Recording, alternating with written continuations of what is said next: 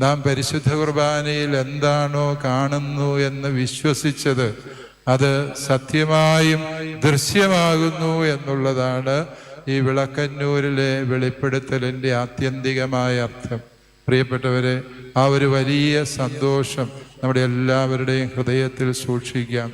ഇതിനേക്കാളും സുന്ദരമായി, ഇതിനേക്കാളും അർത്ഥപൂർണമായി ഒരു ദിവ്യകാരുണ്യ അടയാളം ലോകത്തിന് വെളിപ്പെടുത്താൻ ദൈവത്തിനില്ല.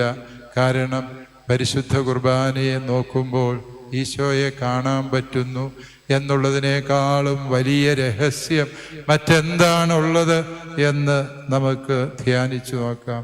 ഇതെങ്ങനെയാണ് സംഭവിക്കുക എന്ന് ചോദിച്ചാൽ, പരിശുദ്ധ കുർബാനയിൽ ഈശോ അരുളി ചെയ്യുന്ന തിരുവചനത്തിൻ്റെ ശക്തിയാലും സ്വർഗം തുറന്ന് ഇറങ്ങി വരുന്ന പരിശുദ്ധാത്മാവിൻ്റെ പ്രവൃത്തിയാലും നാം സമർപ്പിച്ച അപ്പവും വീഞ്ഞും നമ്മുടെ കർത്താവിൻ്റെ തിരുശരീരവും തിരുരക്തവുമായി മാറും.